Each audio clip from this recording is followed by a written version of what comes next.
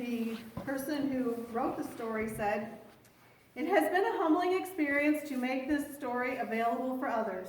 Edith and her family have meant so much to me for the past 20 years. Several years ago, when Edith was in her 90s, I was privileged to work doing home care for her. I remember walking down the hall toward her apartment different times with my mind on all the distractions of my day. As I would begin to make supper or clean the apartment, Edith would talk. She would go down the line telling me of what God could do for a person. She would say, 'We're not praying enough. We need to be praying more.' She would tell me the stories from when she was younger and would meet with the ladies in the church and pray. She would go over the miracles from her life. 'Now Tommy is getting a hold of God, but we need to pray more,' she would say." Brother Tommy was her son and the pastor of both Edith and me. By the time I would leave, my thoughts in that same hallway were so different than they had been earlier. The distractions were gone. My mind was running with, "We're not praying enough. We need to be praying more." And my mind was turned to the power of God.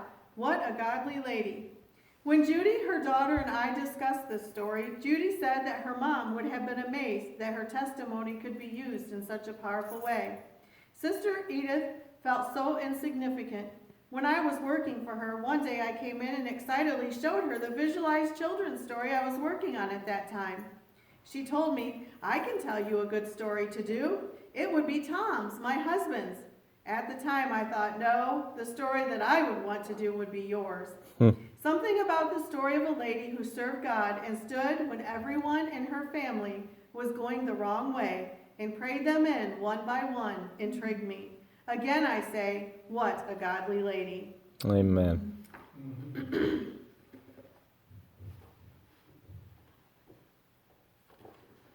Should have done this beforehand. It's new. Hopefully I don't ruin it in the process. Okay. Edith looked up. Flames were everywhere. She turned around, but flames were there, engulfing everything. The world was on fire. Suddenly she woke up, lurching forward. It was another nightmare. Once again, she had dreamed that the world was ending. It seemed that she had dreamed the end in just about every way possible. She trembled in the darkness of her room. She wanted to be ready for heaven. Whenever the preacher at church talked about the judgment, she would go to the altar. She would pray until she felt a little better. After a while, the others praying for her would ask her, "Edith, do you believe God?" When she said she did, they would tell her, "Just accept Jesus." However, it did not seem like it worked, so the next service, she would be back at the altar again. Edith's mom and dad took her and her brothers to church every Sunday. It did not matter if they had company. They would tell their guests, "You can come with us if you want, but if not, we will be back after church." It was a wonderful home with love, but as Edith grew up, she started doing things that she had been taught were wrong. No, God would tell her, "Don't do this, Edith. This is the wrong way. This is sin." Edith had to go against this voice to do what she thought she wanted to do. "I'll do what I want anyway," she would tell herself, even though God was following her. Finally, she got caught up in her sin. Then she couldn't stop. It was like she was on a merry-go-round. The devil had her going around and around. Even as she was in the middle of sinning, she would say, "Jesus, I'm sorry." But she could not stop herself. One day, she met a dashing young man, Tom Wade.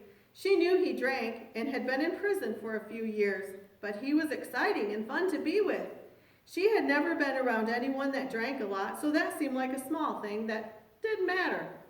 As she married him, she did not know that as an alcoholic, he had no control.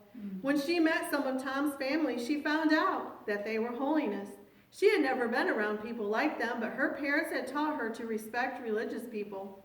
After a while, Tom got a job in Bartlesville, Oklahoma, so Edith and Tom moved in with Tom's sister Jackie and her husband Ken. The house was crowded with the two families, and they had little money. Edith's third baby, Tommy, had just been born when her little girl, Carol, got whooping cough. Anybody ever have whooping cough? No? I think there's vaccinations for it now, isn't there? I think that's one of the childhood vaccinations. For days, Edith would lie in bed and hear the 2-year-old coughing. Finally, Edith looked up to see Jackie come into the room. Edith sighed. She's worse. Yes, we could hear her struggling to breathe all night, agreed Jackie. Dark circles were under Edith's eyes. She continued, we don't have money for a doctor. You can hear her wheezing 2 rooms away. Edith, would you like me to call the saints to pray for her? Well, sure, Edith answered. She thought, why not? It can't hurt. Jackie left to make the phone calls. In a few minutes, Edith stepped into the room where little Carol was. She caught her breath. What was wrong? She couldn't hear her. Then she saw her in bed, sleeping peacefully. The wheezing was gone. Amen. She was healed. Edith had gone to church all her life, but she had never before seen a healing right before her eyes. Amen. Jackie asked her to go to the Little Holiness Church, and Edith went. As the service began, Edith could tell something was different than the church she was used to. As they were singing, someone stood and raised his hands. Someone else began to run and shout. Edith sat in her seat and watched the people all around her. She thought, if this is what they want to do, fine, but I don't want to be any part of it. In a matter of time, this church started a revival. Tom agreed to go. Edith, are you going to come with us? Jackie asked expectantly. Edith's heart sank. Every time she went to the church, she felt guilty for the things that she had done. She did not realize that it was God talking to her. No, probably not, she answered. After the adults left, Edith's eyes darted around the house. She was left with 3 young children. She looked out the window. The wind made the dark shadows of the trees move in the yard. She shuddered as the house creaked. If only I had gone with them.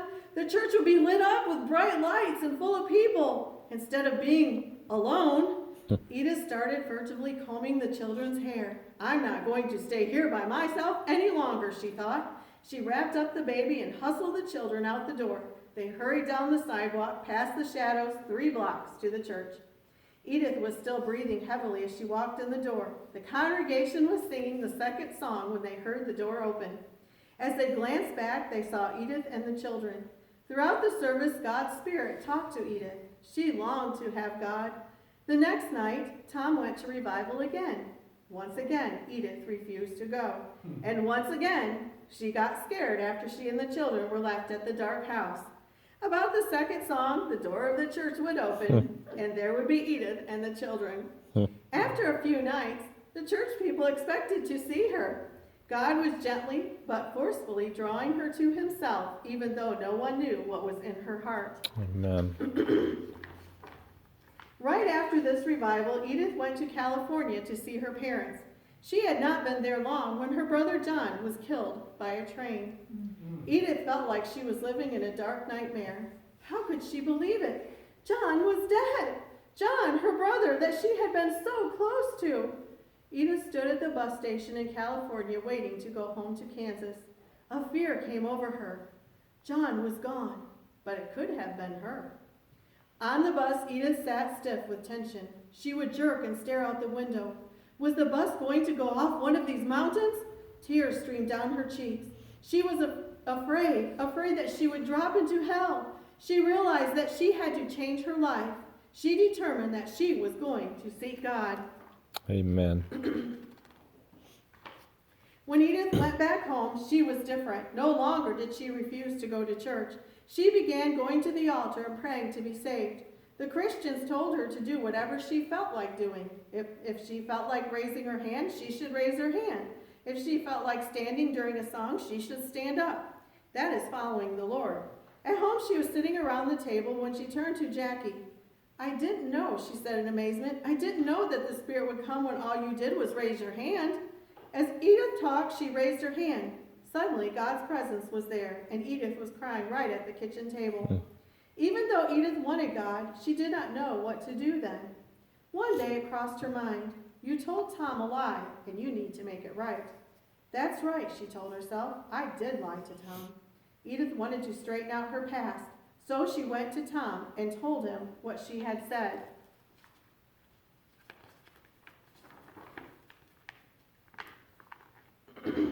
Tom went into a rage. He began beating her. As the blows were coming, Edith was horrified. No. How could this happen? She asked herself.